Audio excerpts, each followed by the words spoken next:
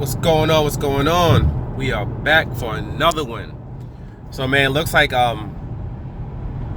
Tyson Fury and his camp are kind of back at it again. Every once in a while they come up and they start talking about how Tyson Fury is going to fight at the end of the year, always going to fight at the end of the year. Deontay Wilder's scared, or Deontay Wilder's not ready to fight, then we're going to fight at the end of the year. And it seems if they start this the talk again. What they basically said, his camp has basically come out and said that, they're fighting in December. Like, that the pandemic is not anybody's fault that it's out there, but that, that Tyson Fury needs to get a fight in. So that if he can't fight, Deontay Wilder in December, then that what they're going to do is they're going to try to do a homecoming bout for him in the UK and then have him fight later on. I guess, against Deontay Wilder whenever they can get an actual venue, because, Lord knows when that fight's going to happen. It could be in March, April. It might not be. I'm guessing it's probably going to happen like May of next year, something of that nature.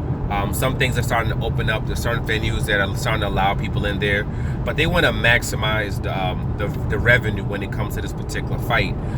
See, Tyson Fury might not care because, he signed a deal with Top Rank.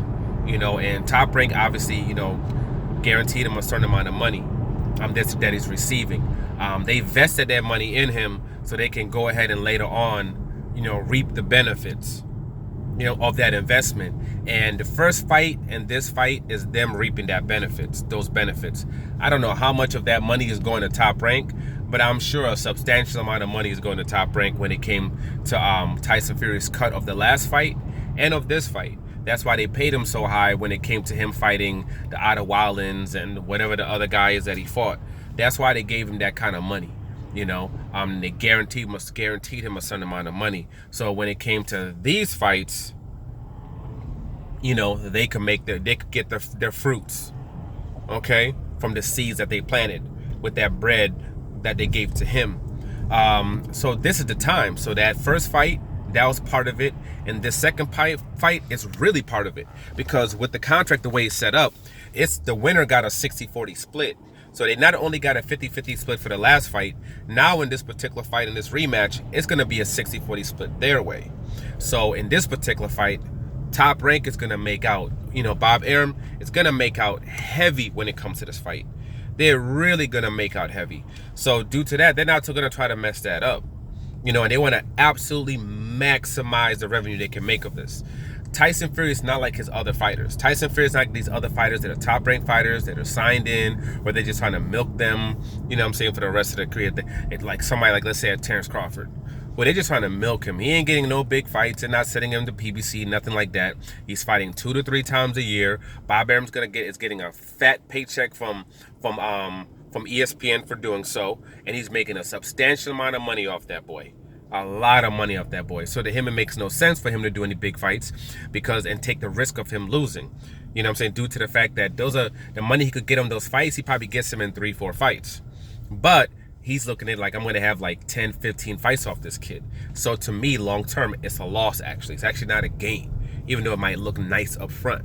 So he's not going to do it. So he's not getting any big fights. He's going to be over there fighting low-tier fighters for the rest of his freaking career unless he's losing to a top-ranked fighter. Period. That's just what it is, So when it comes to Tyson Fury, that's different. They made that investment literally in order to get the fruits off these 2 fights. So a 60-40 split, they're gonna make off heavy, but they also want to make sure they maximize everything. They are not letting go probably 10+ million that they might be able to get off that freaking gate. This rematch is going to be big. It's going to do higher pay-per-view numbers than the last fight. It's going to do higher gates than the last fight if they're able to have an actual gate. So even if they have to take a loss in the gate, they want to minimize it. So they're willing to wait in order to do this. So regardless of what Tyson Fury might want, regardless of what Tyson Fury might be saying, he has no control over this. Zero. The person that's deciding if this is going to happen or not is Top Rank, is Bob Arum. And Bob Arum wants to maximize the amount of money he can make off this guy. He's not allowing this guy to do an interim bout. If Tyson Fury does an interim bout, there's 2 things. Number one, I'm not even sure if he's going to be able to, because there's going to be an injunction put in there. They're taking Top Rank, they're taking ESPN to court. It's not about just a Tyson Fury thing. Top Rank leaves themselves open to litigation. ESPN leaves themselves open to litigation. So that's the thing, okay? Where they could end up losing tens of millions of dollars without having to fight Wilder at all. That's the number one thing. Number two, if they were to quote fight, all those terms that were set for that rematch, they're gone. That whole 60-40 split thing is out of there. It's a done deal due to the fact that that you had this other fight when you were supposed to have it next. So you got to come up with a whole new setup, a whole new setup. And Deontay Wilder doesn't have to necessarily agree to a 60-40. He can go fight 1-2 fights, and then after that, he can go fight a pay-per-view fight bout against somebody like Andy Ruiz. He can go ahead and set himself up into a situation where he becomes a WBA or he becomes an IBF mandatory, where he's Anthony Joshua's mandatory, where Anthony Joshua has to either fight him or relinquish one of his belts. He'll have other options. Tyson Fury won't. He won't. And people might say, oh, well, they got the Anthony Joshua versus Tyson Fury. Number one, Anthony Joshua is not fighting Tyson Fury. They're just talking. They're just yapping about that. It's not happening. That's number one. But number two, even if he was to do that, that's a UK fight. Where the pay-per-views aren't the same price as they have them over here. That's number one. And number two, the gates aren't nowhere near what they are over here as well. So with Bob Barron, with Top Rank, they end up taking a substantial loss when it comes to that.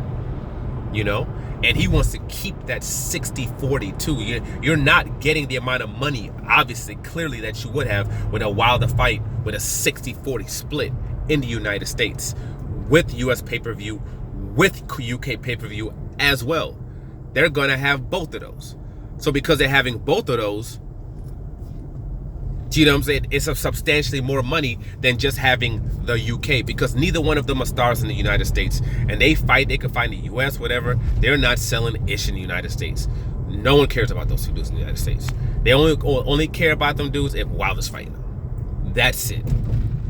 So it makes no sense to do that.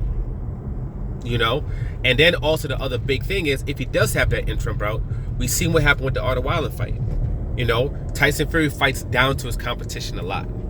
This man is getting his face split wide open in a bout where if it was anywhere else, if it was in New York, if it was in California, that fight would have been stopped. So you're putting yourself into a position where even if you were to do the fight somehow, you're putting yourself in a position where if you get a loss, if you look bad, you can put yourself into a position where you can hurt that money. And like I said, on top of it, that 60-40 is out the window. But Wilder's going to want that 50-50 after that. And he would have leverage in that situation because they have no fights for Tyson Fury after that. Tyson Fury is doing 3,000 people tickets sold in the United States when he fought. And they gave away the other 3,000 tickets. That's what he was doing in the United States. He was selling 3,000 tickets when he was fighting in the United States by himself. Getting ish viewership. Piss poor viewership. And that's how things have been going when it comes to them.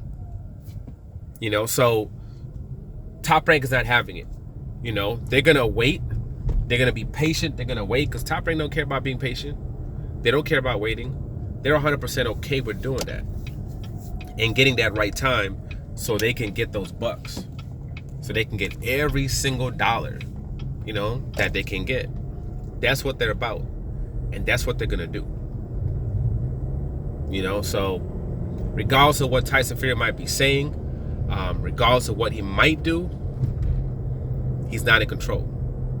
This is a situation where he gave up control when it comes to his career, and he's gonna have to sit his butt down, and he's gonna have to wait until it's time to do that fight. And a glorious fight it will be. This will be the biggest fight of 2021 when it comes to just hype and when it comes to the finances that are made of this fight. This will be the fight of 2021. Yeah, pretty much, yeah. Yeah. Unless Manny Pacquiao fights Errol Spence. Then maybe not. But we shall see. But for now, like, subscribe, share. I'm out.